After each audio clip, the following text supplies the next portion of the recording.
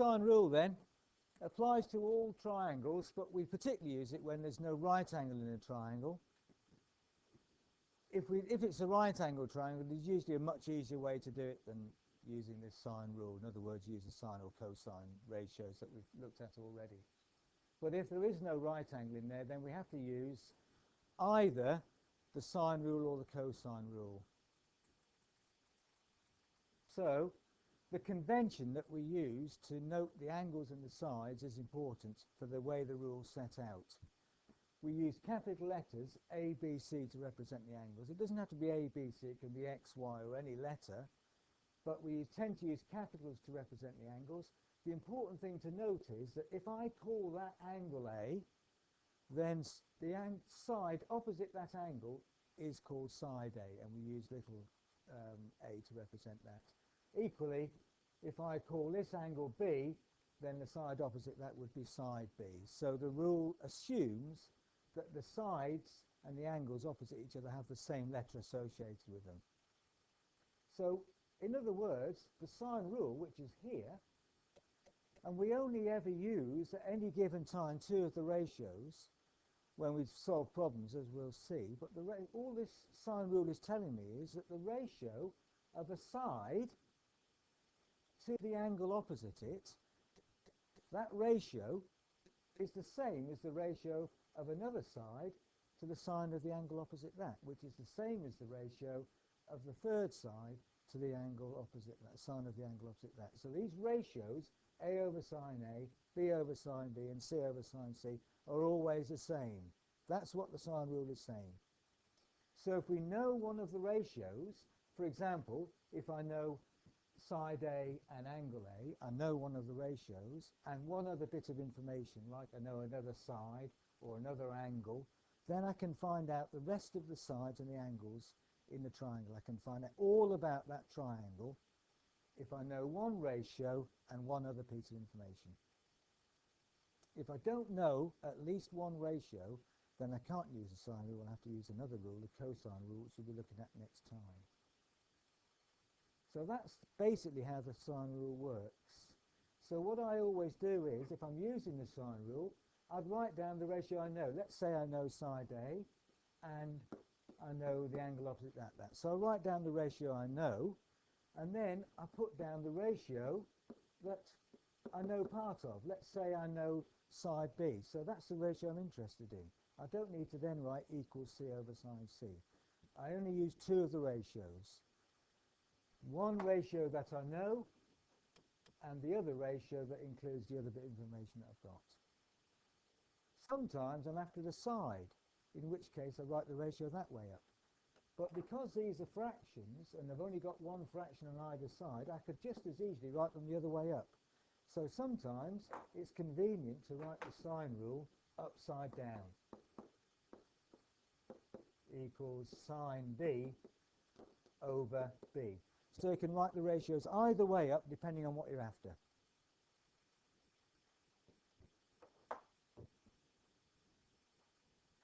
So let's look at this example then. We want to find the rest of the information about this triangle out. We want to know what all the angles and sides are in this triangle, and we're given some information. We only know one rule so far, and that's the sine rule, so we know we're going to use the sine rule here. But the first question you should ask yourself is, do I know one of the ratios? Which means, do I know a side and an angle opposite it? Yes, I do, so I can use the sine rule. Jordan, just focus here. I know a ratio, so I can use the sine rule, okay? And I know one other bit of information. So the plan is, find angle A using the sine rule. Why does that allow me to find angle A? Because I know a ratio, and the other bit of information is to do with this ratio sine A to A. Look, it's to do with this angle and this side. So I can find angle A using the sine rule because I know the other ratio and I know the side opposite angle A. So I can find angle A.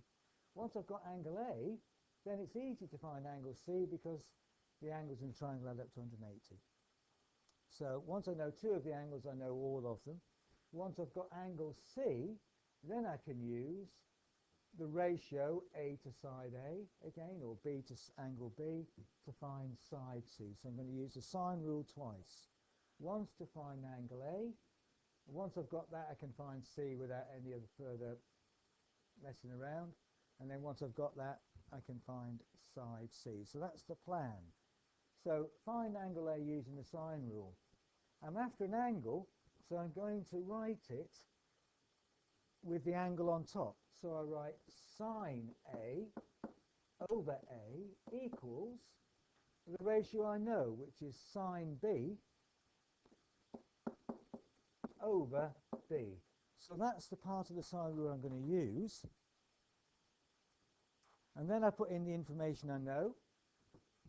Sine A equals sine of B, which is 60 degrees, over B, which is 3.8. And sine A goes over side A, which is 4.2. So I put in what I know. Sine A over 4.2 equals sine 60 over 3.8.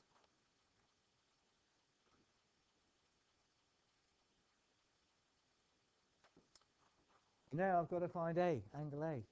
So multiply both sides by 4.2. Because it's divided by 4.2, multiplied by 4.2. So sine A equals sine 60 over 3.8 multiplied by 4.2.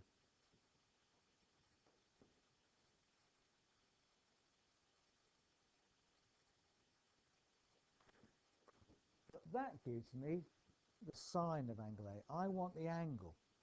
So angle A equals, and on your calculator it's the inverse side, isn't it? The sine to the -1 button.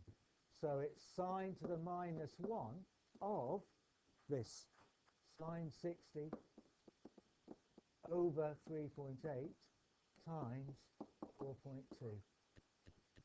So I'd use my calculator and do that. And I could put it all over 3.8 just as easily. So now I'd use the calculator, hit the inverse sign button, the fraction button, and put this in. And I get A equals. Okay, so A equals 73 degrees. So if A equals 73 degrees and B equals 60, so therefore angle C equals 180 degrees, which is all the angles in the triangle, minus 73 plus 60 degrees, which is 133. So that makes us 43, does it? 47, yeah, 47 degrees. So C equals 47 degrees, A equals 73 degrees. So that just leaves us now to find side C. So again, we use the sine rule. We're after side C, so side C over the sine of 47 degrees, which we've just worked out, equals, we can use either of the ratios, but use the one that you're given initially. Always give, if you can, use the original information. So we know 3.8 over sine 60.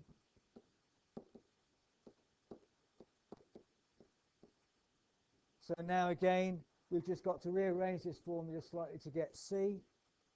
So little c is divided by sine 47, so multiplied by sine 47, and we get 3.8 over sine 60 times sine 47 degrees. And again, get the calculator out and work out side C. And little c turns out to be 3.2.